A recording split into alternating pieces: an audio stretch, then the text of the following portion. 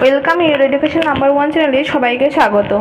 আজকে তোমাদের মূল বিষয় হচ্ছে কৃষ্ণ চন্দ্রের লেখা জঞ্জাল বুড়ো গল্পের যে শর্ট প্রশ্নগুলো আছে সেগুলো আলোচনা করব। তোমরা অবশ্যই চ্যানেলটি সাবস্ক্রাইব করে রেখো আর কোন কোন ভিডিও লাগবে অবশ্যই জানিও। প্রথম প্রশ্ন, দুলারীর স্বামী কতদিন হাসপাতালে ছিল? দুলারীর স্বামী 4.5 মাস ছিল হাসপাতালের প্রাইভেট ওয়ার্ডের আর 1.5 মাস ছিল জেনারেল ওয়ার্ডে। পরবর্তী প্রশ্ন, দুলারীর স্বামীর জেল হাসপাতালে কি অপারেশন করা হয়? দুলারীর স্বামী একটি কিডনি অপারেশন করে বাদ দেওয়া হয়েছিল আর অন্ত্রের এক অংশ কেটে দিয়ে তার অন্ত্রের ক্রিয়া ঠিক করে দেওয়া হয়েছিল। পরবর্তী প্রশ্ন, দুলারীর স্বামীকে হাসপাতাল ছেড়ে চলে আসতে হয়েছিল কেন? দুলারীর স্বামী তখনও সুস্থ হয়নি, তাও তাকে হাসপাতাল ছেড়ে চলে আসতে হয়েছিল কারণ তার চেয়েও খারাপ অবস্থার জন্য রোগী অপেক্ষা করছিল। পরবর্তী প্রশ্ন, কিন্তু গত কয়েক মাসের মধ্যে তাকে অনেক কিছু হারাতে হলো। কাকে কি হারাতে হলো? দুলারীর তার স্বামীর অপারেশনের জন্য গয়না বেচে দিয়েছিল। পরবর্তী প্রশ্ন, কিন্তু দুলারী হার ছেড়ে দিল না। কোন প্রসঙ্গে কথাটি বলা হয়েছে? দুলারী তার স্বামীকে 4.5 মাস প্রাইভেট ওয়ার্ডে রেখেছিল আর সবচেয়ে ভালো চিকিৎসা করেছিল। এক এক করে নিজের ঘরের সব জিনিস বেচে দিয়েছিল আর শেষ পর্যন্ত চাকরি নিয়েছিল। দুলারী এক ফার্মে কর্মচারী হয়ে গেল। ঘরের সব দামি জিনিস বিক্রি হয়ে গেলেও দুলারী হাল ছাড়েনি তার স্বামীকে ছাড়িয়ে তুলতে।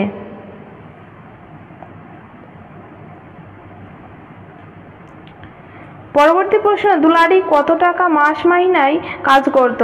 তার কাজ কি ছিল? দুলারী 200 টাকার মাস মাইনার কর্মচারী হয়ে গেল।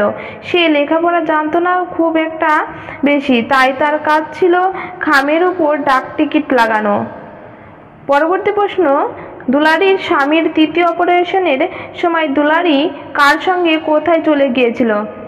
দুলারীর স্বামীর তৃতীয় অপারেশনের সময় দুলারী তার ফার্মের মালিকের সঙ্গে দার্জিলিং চলে গিয়েছিল। পরবর্তী প্রশ্ন, সে ডাক্তারকে বলেনি এই হাসপাতাল থেকে বেরিয়ে এখন সে কোথায় যাবে। এখানে কার কথা বলা হয়েছে? সে ডাক্তারকে কোথায় যাবে জানায়নি কেন? এখানে বলা হয়েছে দুলারীর স্বামীকে। তার ঘর নেই, বিবি বাচ্চা কেউ নেই, তার কোনো চাকরি নেই, তার হৃদয় শূন্য, তার পকেট ফাঁকা, তার সামনে এক বিরাট শূন্য ভবিষ্যৎ। তাই সে ডাক্তারকে বলতে পারেনি সে হাসপাতাল থেকে বেরিয়ে কোথায় যাবে। পরবর্তী প্রশ্ন, সে ভাবলো যে ডাক্তার তার অন্ত্রের কাজ জাগিয়ে দিয়ে তার কোনো রকম উপকার করেনি। সে কেন এ কথা ভেবেছে? দুলারীর স্বামী ভেবেছে ডাক্তার তার অন্ত্রের অপারেশন করে তার খিদে বাড়িয়ে দিয়েছে। অন্ত্রের অপারেশন হওয়ার পর থেকে তার খুব খিদে পায়, তাই দুলারীর স্বামী এরূপ মন্তব্য করেছে। পরবর্তী প্রশ্ন, বরং কোনো জঙ্গলি পশুর ঘ্রাণেন্দ্রিয়ের মতো কাজ করছিল। এখানে কার কথা বলা হয়েছে? তার এরূপ অবস্থা হয়েছিল কেন? এখানে দুলারীর স্বামীর কথা বলা হয়েছে। অন্ত্রের অপারেশন হওয়ার পর তার খুব খিদে বেড়ে যায়, তার নাকে বিচিত্র গন্ধ আসতে থাকে। লেখক বলেছেন এই সময় তার নাসিকা সভ্য নাগরিকের নাসিকার মতো কাজ করিয়াছিল না, বরং কোনো জঙ্গলি পশুর ঘ্রাণেন্দ্রিয়ের মতো কাজ করছিল। পরবর্তী প্রশ্ন, এতেই তার তৃপ্তি হলো না। কোন প্রসঙ্গে কথাটি বলা হয়েছে? তৃপ্তি না হয় সে কি করে?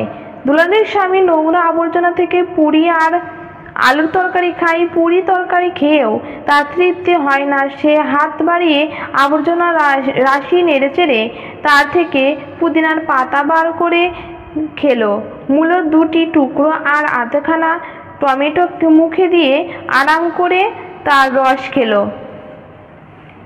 তিনি এভাবেই আলস্য ভরা ঘুম আর ধর্মচেতনার মধ্যে কেটে গেল। এইভাবেই বলতে কি বোঝানো হয়েছে? সে ঘষতে ঘষতে টবের ধারে যেত, যা খাবার পেত তাই খেয়ে নিত, আর যখন খিদে জাগানো গন্ধে তৃপ্তি সাধানো হয়ে যেত তখন তা ছাপিয়ে অন্য নোংরা গন্ধ উঠত।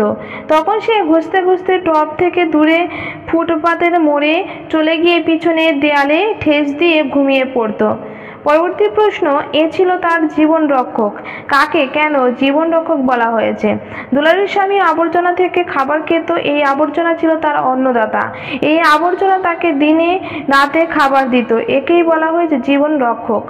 পরবর্তী প্রশ্ন, কিন্তু তা ছিল অন্য এক জগৎ। এখানে কার কথা বলা হয়েছে? দিনে পথ মুখরিত হয়ে উঠত, দোকানপাট খুলত, লোকজন চারিদিকে ঘুরে বেড়াতো, বাচ্চারা পাখির মতো কিচমিচ করতে করতে পথ দিয়ে যেত, স্ত্রী লোকেরা রঙিন ঘুড়ির মতো হেলে দুলে চলতো। এই জগতের সঙ্গে দুলারীর স্বামীর কোনো সম্পর্ক ছিল না। পরবর্তী প্রশ্ন, এই দুনিয়ার প্রতি তার ছিল ঘৃণা। কোন দুনিয়ার প্রতিকে ঘৃণা করত? দুলারীর স্বামীর মন হয়েছে ঘরের বাইরের পথ মুখরিত হয়ে ওঠে, লোকজন চারিদিকে ঘুরে বেড়ায়, বাচ্চারা ছোটাছুটি করে, স্ত্রীর লোকেরা রঙিন ঘুড়ির মতো হেলে দুলে চলে।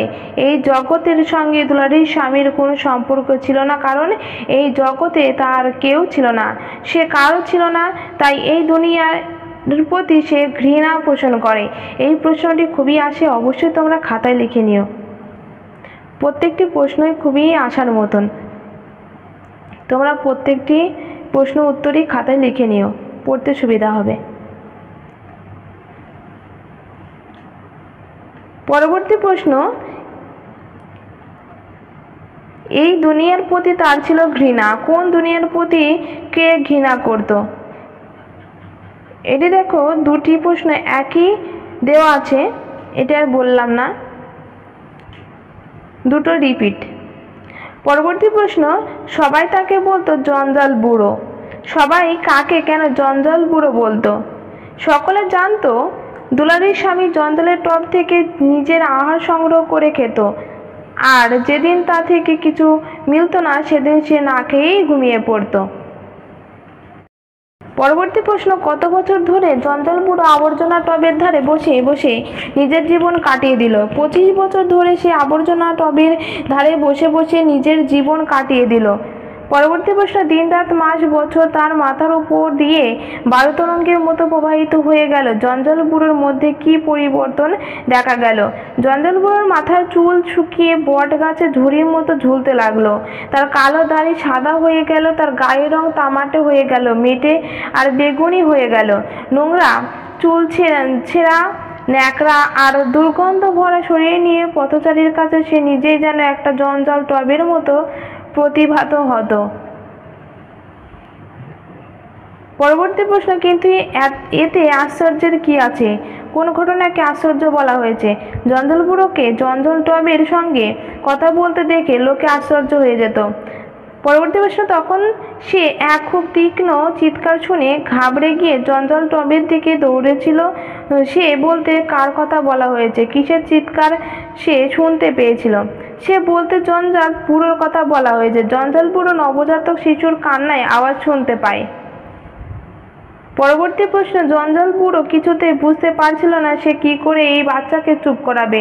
শেষ পর্যন্ত জঞ্জাল বুড়ো বাচ্চাকে কিভাবে চুপ করিয়েছিল? জঞ্জাল বুড়ো জঞ্জালের টব থেকে একটা আমের আটি বার করে নিয়ে তার প্রান্তভাগ বাচ্চার মুখে দিয়ে দিল। বাচ্চাটি আমের রস পেয়ে চুপ করে যায়। পরবর্তী প্রশ্ন, এটি তোমাদের শেষ প্রশ্ন।